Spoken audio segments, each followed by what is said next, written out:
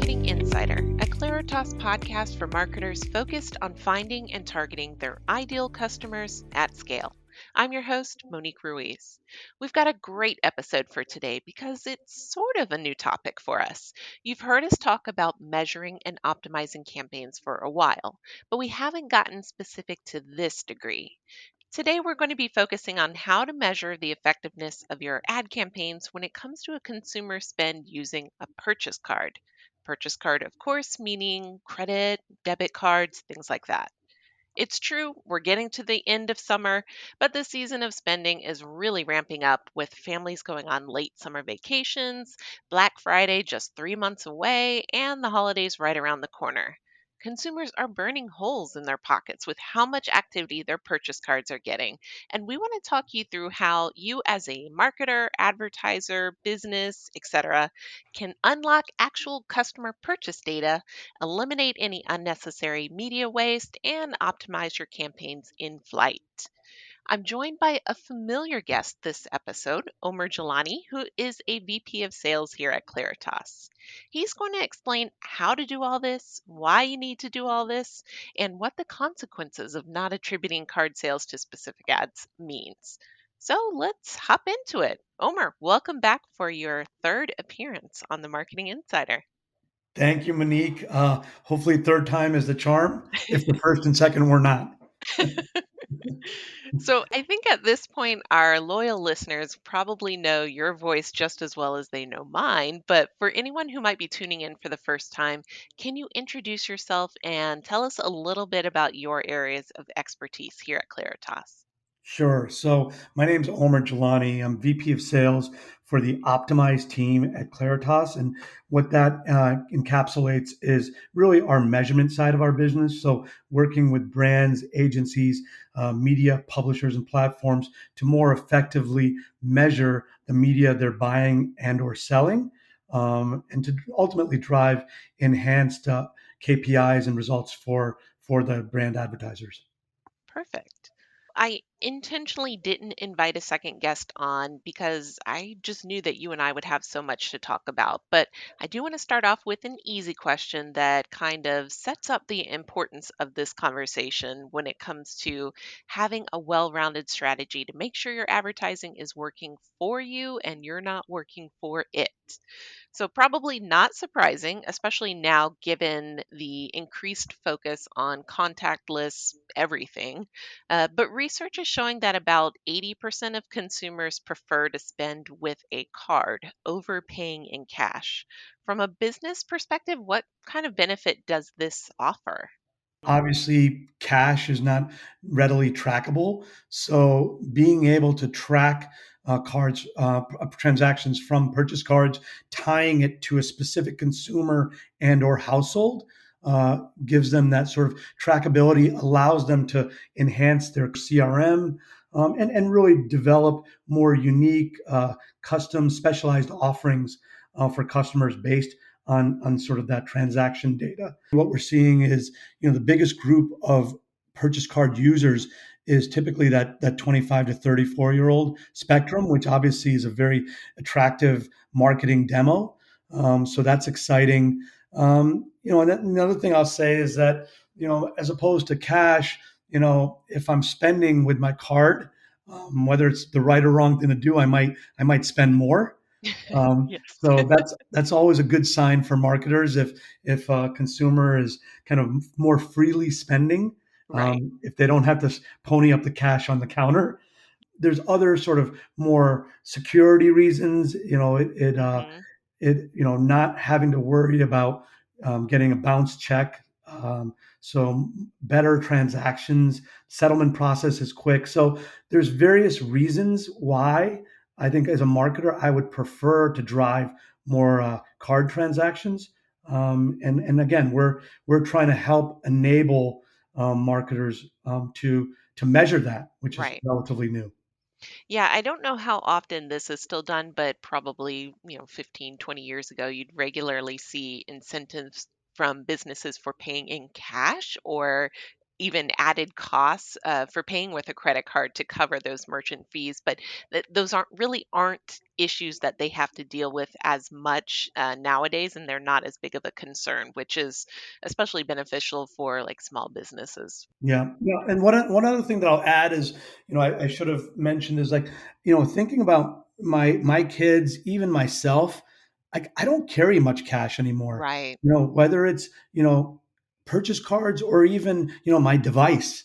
Yeah. My credit card is linked to my Apple Pay account. So if I can just take out my device, put it on the card reader, it automatically takes that money from my credit card. It's just Right. ease and utility of making transactions as a consumer.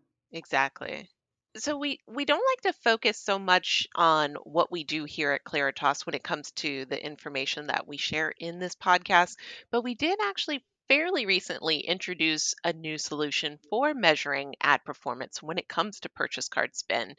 Has this historically been an issue for businesses? I know you mentioned, cash being hard to track, but when it comes to purchase card, has that been an issue? Quite honestly, I haven't seen it executed or offered in any kind of, scale or Hmm. productized manner. Google has done some things back a few years ago in terms of trying to effectively measure card transactions. And then, there's always talk of, these various data sets.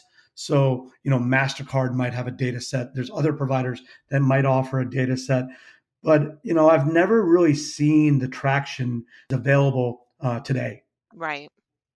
Yeah, one of the reasons why I enjoy having you on the Marketing Insider is because you have a way of explaining what can probably be confusing or a very tech or methodology heavy topic and kind of making it easy to understand and even exciting for marketers to learn more about. So I'm going to challenge you on this next question. And can you explain the process for linking media exposures or ads to purchase card spend?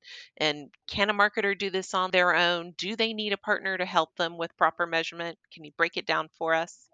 Yeah, so I will do my best to simplify this. But the quick answer in terms of my opinion, I don't believe marketers can do this on their own. Okay. And one of the reasons I say that is that as a third party measurement provider, everything that we do is reliant on, what I call our identity or device graph. And that's, in layman's terms, it's an aggregation of devices at a household level. Hmm. And with that aggregation of devices, as you can imagine, we're able to sort of capture various identifiers, both online and offline identifiers. So if you think about a device graph in a simplistic sense, think about it as in a giant Excel sheet where Hmm. the rows are the households. To give you some context, we have about 120 million households, or most households in this country, and then the columns are the various identifiers. So things like IP address, cookie IDs, device IDs, emails. And then one that becomes very important when we start talking about purchase card measurement is postal address. So if that's the sort of the foundational aspect, we're a pixel-based solution. So on the upfront media capture, we're appending our media pixels to whatever that media is. It could be audio, it could be streaming, podcast, display, video, mobile, whatever, or connected TV, whatever that media channel that we're looking to measure, we're going to append our pixels within the ad server. So when those pixel fires and an ad has been exposed, we will capture various data elements. So, for example, say it's a podcast or a streaming audio ad, I might capture an IP address. Then what I'm doing is I'm sort of taking that IP address and what I call contextualizing that within our identity graph. The point being, I'm trying to match it to a household. So if I can take that IP address, match it to a household within my device graph, I've just captured that exposure and matched to a household. So that's kind of the front end of the equation. Now, Okay. the back end of the equation gets a little bit more complicated when we're doing purchase card measurement because of the sensitivities of that purchase data at a Right. household level. So we work with a company, many people know it, called Verisk Commerce Signals. They're one of the largest aggregators of purchase card data. So I want to say they have purchase card, again, spanning across debit and credit across about 72 million households in the United States. Wow. But again, they're not giving us the data on a sort of a household level because that would infringe on, I think, consumer privacy. Hmm. So we have kind of what I call a safe harbor where we are able to send sort of the household exposure data to sort of a safe harbor third party. And they are also able to pull in the purchase data through various commerce signals and sort of the banks, and the matching is done within the safe harbor, so we're not pulling any sort of privacy or private data into our data infrastructure. We're just basically using that to connect the exposure to the sale, if you will. Hmm. And then we rely on commerce signals to sort of provide us with sort of that data against, say, an exposed household and then a control household. Okay. So we want to compare the sales analysis or the sales lift between an exposed and a control household. And so, we're relying heavily on our partners to give us that purchase data, so then we can make that sort of comparison and ultimately provide, hopefully, sales lift for the media that we're measuring. So I Right. know that was a lot. Does that make sense? It does, yeah. Okay. All And right. if you're listening at home and you have some questions, you can reach out to us. You can find us on social media. We love to engage with you guys, so we want to keep the conversation going. And I think the other important call out here is when people hear me say, "Hey, we can attribute to purchase card data." The next question is like, "Okay, can you tell me how many of this SKU was sold, at retail?" Mm, And I think it's a really important call out is that I'm not providing SKU level right. analysis. It's more sort of retail level analysis. So when you think about this, think of like the retail channel, big box retailers, companies like Walmart, companies like Dick's Sporting Goods, QSR, the restaurant category. This is very relevant for. So, Pizza Hut, Domino's, McDonald's, as well as sort of the ride shares and Hmm. companies like that. So when you're thinking about it, think about how your transactions show up on your credit card statement. It's not what you bought at that retailer. It's the fact that you spent, say, $150 at Dick's Sporting Goods. So those are the types of brands, retailers, restaurants that this kind of measurement is most relevant for. Okay. And kind of going back to what I asked you originally of, do you need a partner to help you with this type of measurement? And you saying, yes, you do. I will say it is nice to have that technology or budget to be able to control things 100% in-house, but a lot of times it just doesn't make financial sense for your company, and a partner is the best option for you, a great option, in fact. And I know we have many data partners that we work with, whether through providing them data or ingesting what they have to offer into our own tools or capabilities, like with Veris Commerce Signal. So I say don't shy away from those conversations if you're hesitant. The best path forward is to ask lots of questions, seek out free expert advice, like listening to this podcast, and just kind of generally do your research. Speaking of, what makes this whole process of linking media exposures to purchase card spend a unique or desirable ability for a business to take advantage of? And what industries do you think would find it most useful in helping them achieve their end goals? Yeah, so I think, I did touch on kind of the types of industries. Hmm. You're looking at retail, you're Yep. looking at the restaurant category, ride shares, delivery, food delivery, things like that. I think that's kind of, the kind of low hanging fruit right now. And I think the most exciting element of this for sort of business, analytics and these brands is that, prior to this, we were using things like retail visitation, Hmm. as a proxy for a media actually doing what its intent was. like, hey, can we drive visitors to Dick's Sporting Goods? And we still do that, and we offer that. But I think this takes you sort of to that bottom of the funnel where not hey, can we drive visitation? And then once we've done that, we don't know what that customer's doing. Right. In this scenario, we're actually demonstrating that the media that we're measuring is actually impacting sales. And for any marketer, whether it's a direct to consumer, e-com brand, or a big footprint, brick and mortar, Hmm. that's ultimately most important for them. And if they can do that and identify sort of the media or the placements or the creative that is driving that growth, that's what I like to think is kind of the holy grail in media measurement. I think that's a good spot for us to take a quick commercial break. So when we come back, I've got even more questions for you. Hey there, marketers. If you've gotten this far in the episode, we must have been sharing some information that interests you. But perhaps you're still a little green to campaign attribution or anything related to measurement. If that sounds like you, you're in luck. We've just started a new video series that will be rolling out over the next few months. These 5-minute videos will cover all things measurement. Check out the first video in the series. What is campaign attribution? Available now on our YouTube page and on our website under the resources section of our Insights tab. Visit claritas.com for more or check out the show notes for quick links. And now back to the podcast. All right, before we took that short commercial break, we were talking about the advantages and reasons why you should be measuring ad campaign performance against purchase card transactions. But none of us just want to know the good.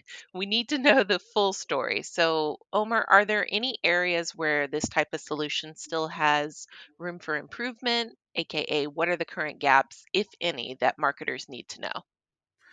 Yeah, I mean, I think there's a couple of things that I would highlight. One, as I previously mentioned, we're not talking about SKU level data. Right. So, that's still something that is very difficult, as a third party measurement provider. Again, when I talk about SKU level data, I'm talking about offline. Mm-hmm. Online, whatever you can pixel, you can measure. So that's not the same concern there. But when we're talking about SKU level data, this solution still kind of has a blind spot as it relates Mm-hmm. to that. The other thing that I would mention is that oftentimes marketers have these expectations for very granular type measurement attribution or even sales lift. And the challenge is that we need to see sort of volume of media, to be able to sort of really understand and verify feasibility of, Mm-hmm. of actually providing what the brand is looking for. So, what I would say is that these types of solutions, they're not the right solutions for a smaller, maybe more regional. This solution is really focused on more of a kind of a national footprint, or if not national, a wide regional sort of footprint where you have pretty robust media budgets, because we really need to sort of see a lots of media activity across households at a unique level to be able to marry that data with sort of our partner data set of purchase data to Mm-hmm. get sort of a relevant sample size, to feel sort of confident with a statistical reading on a lift metric. Right. So I think that's something. Just, and again, I'm always very transparent, that there has to be some feasibility discussions that take place up front to really understand if a project or a campaign that we're looking at is going to have a chance to actually deliver lift. Mm-hmm.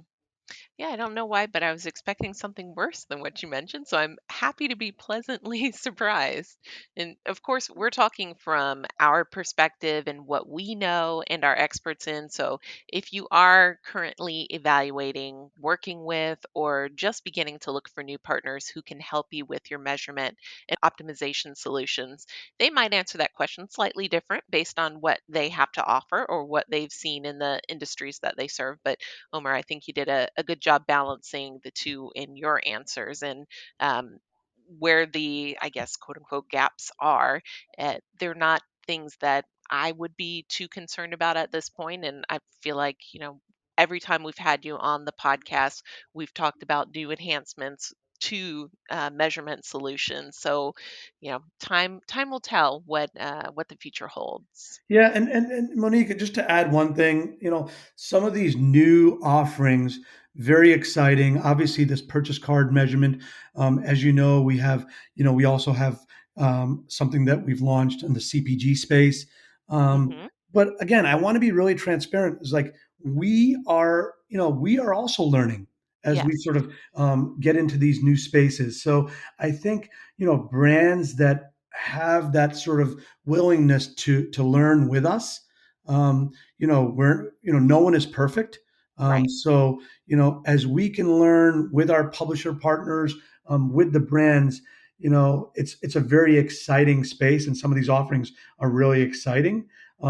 But they're not where we are 4 or 5 years ago with kind of cross environment tracking and measurement Hmm. for mobile ad campaigns.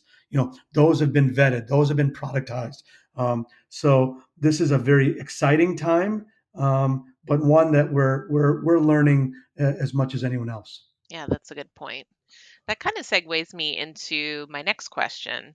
So, there are so many providers for companies to evaluate when choosing a partner for their measurement and optimization needs. Perhaps some that have more data available than others. And with regards to what we've been talking about, is more data better?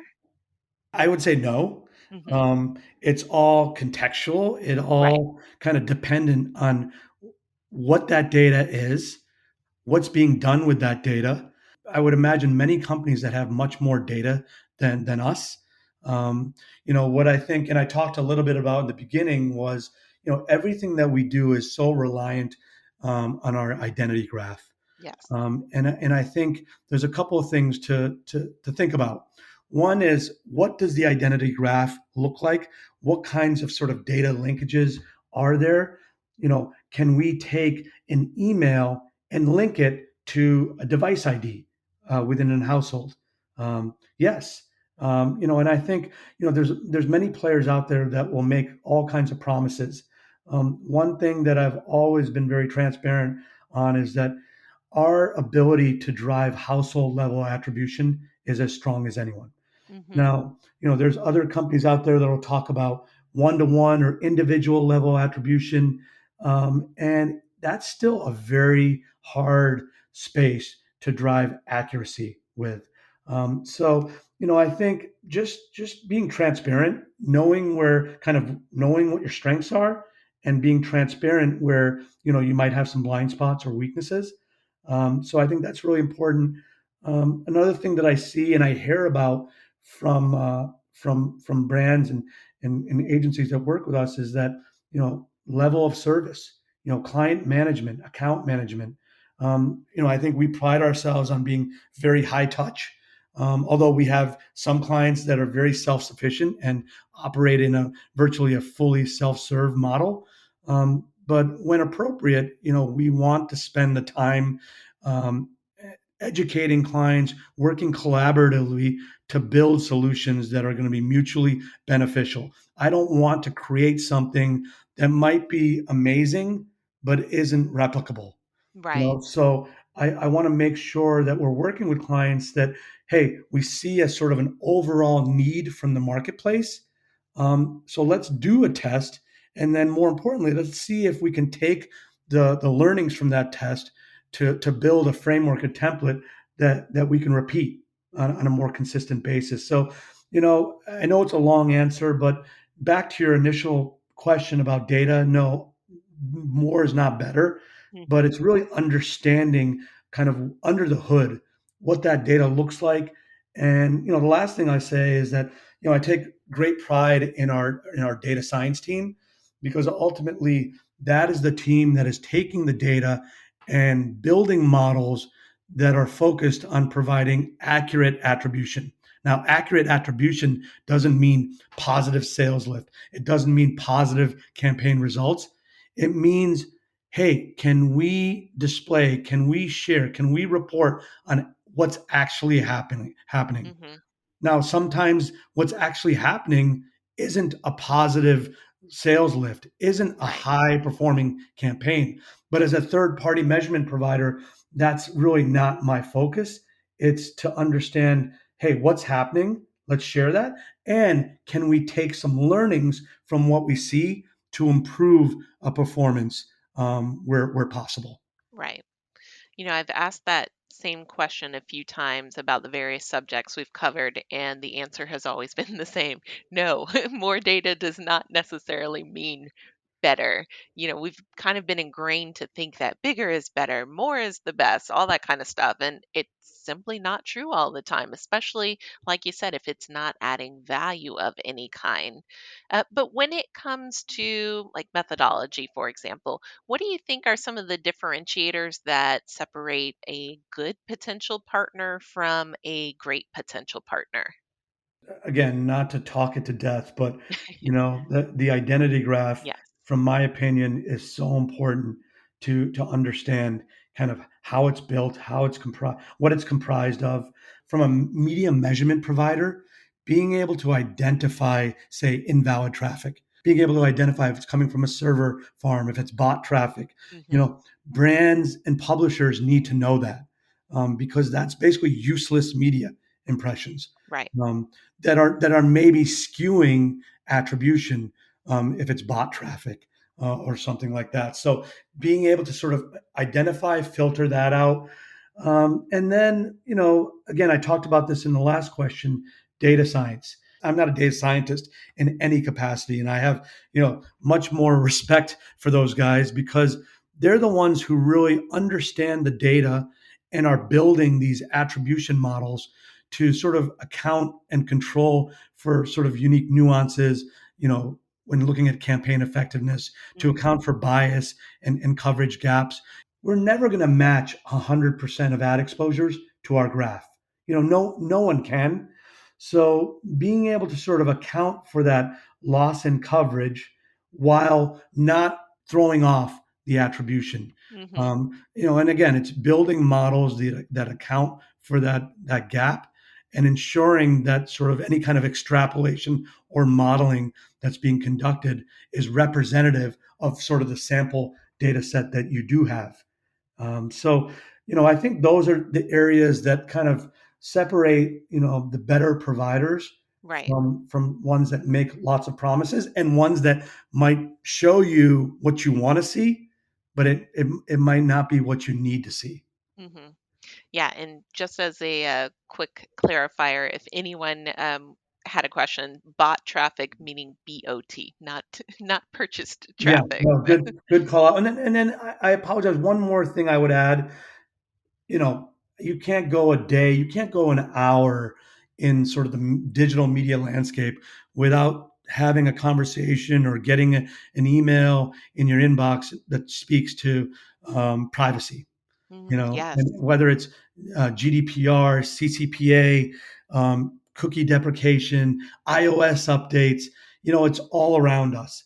So ensuring that a provider or vendor that you're working with is doing everything in a privacy compliance manner, I would say that's probably number one Right. on the priorities, because without that, it doesn't matter what they say, you should not be working with them. If your data isn't safe, you shouldn't be working with them. Right. Red flag. Correct. So, Omer, it's always a pleasure to have you on the podcast. So, thank you for joining me today. Thank you so much, Monique, and I look forward to our next time. Yes. So that's all the time we have for this month's episode of the podcast. Thank you so much to those of you listening at home or on the go. And thanks again to my guest and fellow Clariton, Omer Jilani. If you want to know more about this topic or anything we've discussed on the podcast previously, we encourage you to visit our website, www.claritas.com. And if you've not already, please take a moment to follow the Marketing Insider so you never miss an episode. Rate us 5 stars on your podcast app of choice, our favorite being Spotify, and share us with a friend or colleague so we can keep the conversation going. We'll see you next time with a brand new episode.